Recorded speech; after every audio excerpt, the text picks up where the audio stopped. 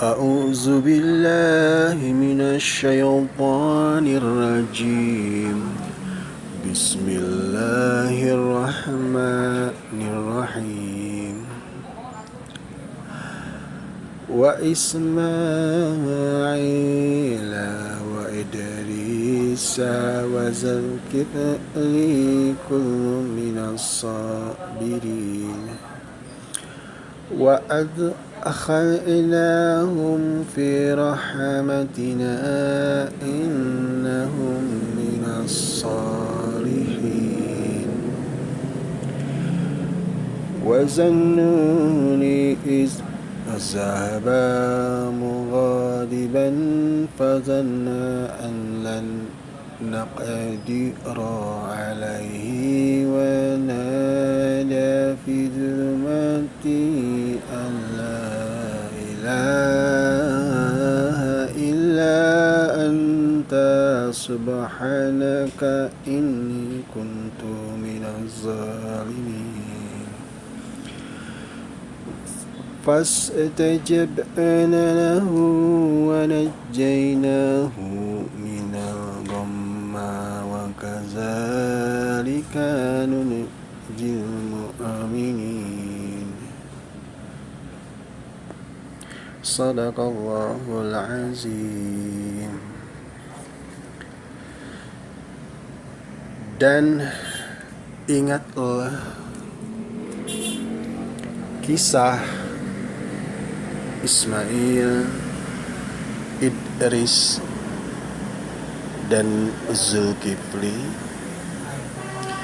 Semua mereka termasuk orang-orang yang sabar.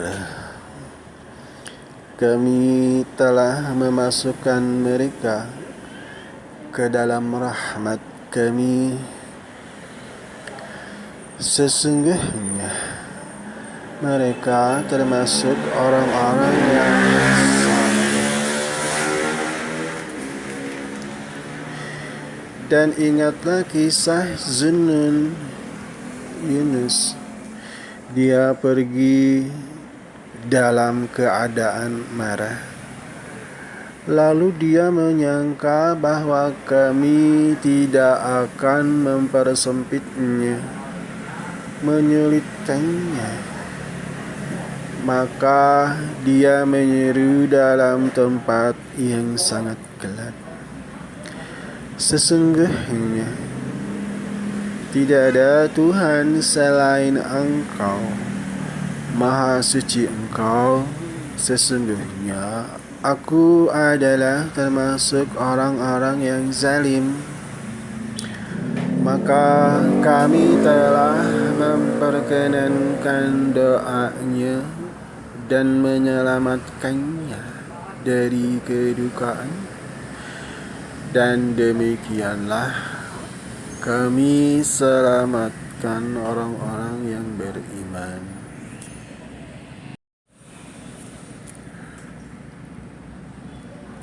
Assalamualaikum warahmatullahi wabarakatuh.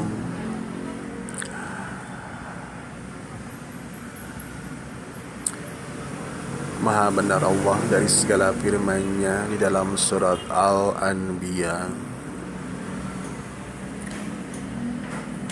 dari ayat 85 hingga ayat 88 bahwa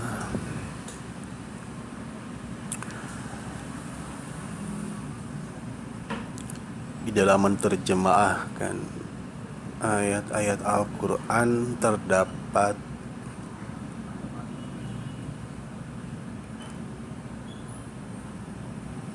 sesuatu yang sulit, tetapi ulama di masa lalu menafsirkannya kata-kata sulit yang disebut tafsiru al-mufradat. Jadi saya hanya membacakannya tentang kata-kata.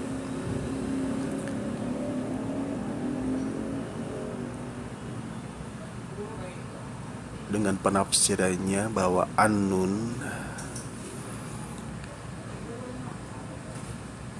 ikan hut, ikan besar, bentuk jamaknya adalah Ninan. Lalu Zunnun adalah Nabi Yunus sendiri sebagai pemilik ikan hut. Nabi Yunus atau Yohanes putra Matis mughadiban, marah kepada kaumnya karena mereka telah melampaui batas dalam penentangan dan kesombongan. Adapun naqdiru alaihi, mempersempit perkaranya dengan mengurung dan lain sebagainya. Sedangkan yang terakhir az-zulumat, kegelapan di dalam perut ikan hut, kegelapan laut dan kegelapan malam. Jadi apabila dari bahasa Indonesia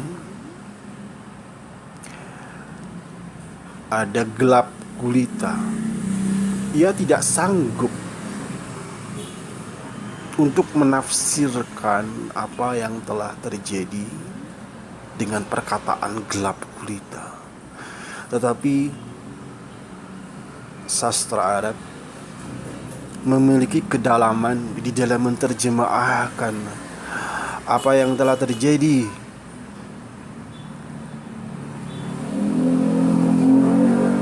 Bahwasanya Nabi Yunus berada di dalam kegelapannya itu ada 3. Kegelapan bahwa beliau berada di dalam perut ikan hut.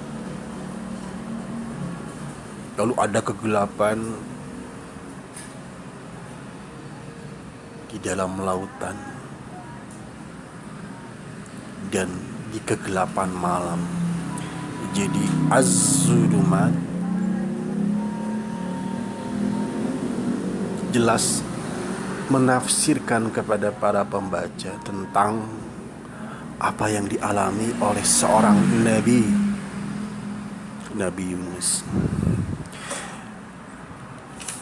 Dan ini pun Allah memberikan nasihat kepada Nabi Muhammad sallallahu alaihi wasallam di dalam firman yang lainnya tentang esensi daripada kesabaran untuk berdakwah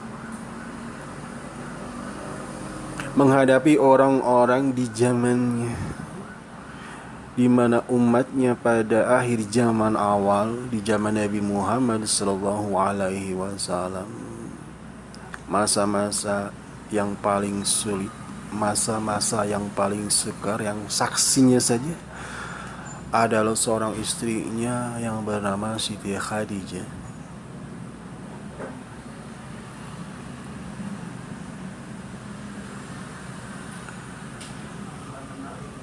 yang membantu dan menjadi saksi utama selain Ali bin Abi Thalib radhiyallahu anha bahwa Nabi diliputi, diselimuti, diberikan kewajibannya dari Allah Azza wa Jalla, yaitu menguji hamba-hambanya agar mendapatkan rahmat.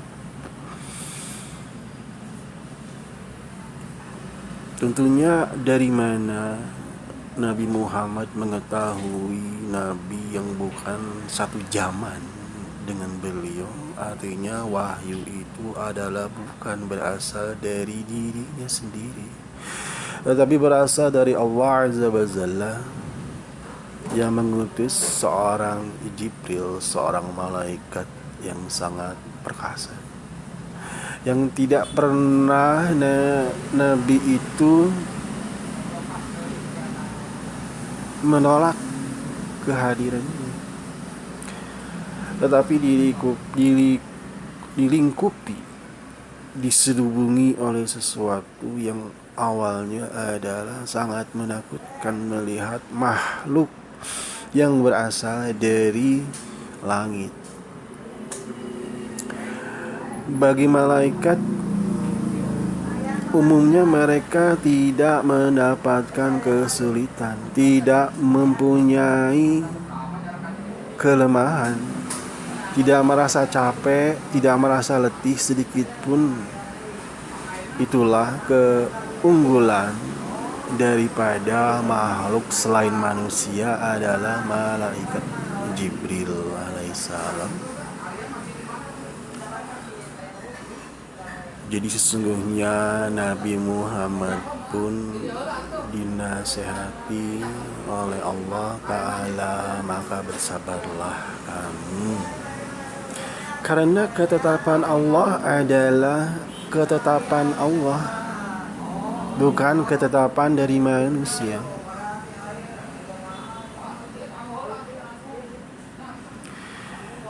Jadi apabila tidak bersabar, maka apa bedanya engkau seperti Nabi Yunus yang disindir oleh Allah dengan lemah lembut.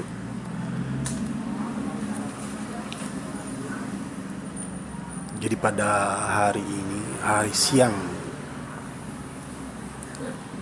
hari lohar, hari duhur,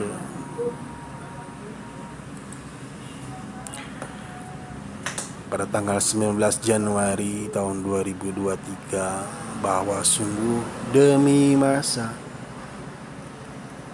bahwa manusia itu selalu berada di dalam kerugian, karena dunia adalah memang tiap hari orang bangun tidur lalu bekerja.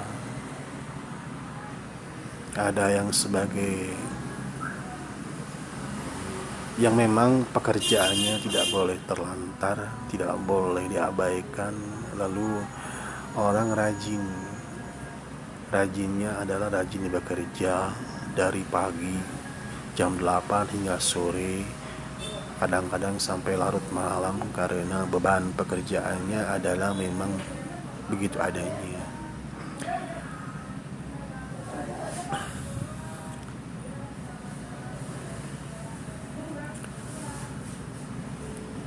Dan saya pun tidak demikian. Bukannya saya menolak dunia, tetapi pikiran saya adalah pikirannya tentu ada bedanya dengan pikiran para pembaca dalam satu sudut sisi, karena yang dinamakan dengan hiburan yang sebenar-benarnya adalah Al-Quran dan As-Sunnah sebagai pedoman bahwa orang beriman mempunyai keyakinannya tentu terdiri dari 6 perkara. Keyakinan ini wajib dipupuk, sebetulnya wajib ya sifatnya dipupuk, karena iman orang itu ada kalanya naik, ada kalanya menurun. Dipupuknya tentunya karena Allah sifatnya menanamkan sifat-sifat jelek kepada manusia, bergantung orangnya. Tetapi Allah juga pun menanamkan sifat-sifat yang baik bagi manusia oleh karena perbuatannya. Dan sifat Allah adalah maha membolak-balikkan hati hamba-hambanya. Demikian tausiah yang sederhana ini, mudah-mudahan Allah memberikan semua, khusus pribadi dan umumnya bagi kaum muslimin dan muslimat menghadapi akhir zaman ini. Tentu berbeda-beda cara ya. Mencari ilmu tentunya bila mana kita mencari ilmunya kemana, mencari ilmunya masing-masing mempunyai persepsi, mempunyai perspektif terhadap Islam. Terima kasih.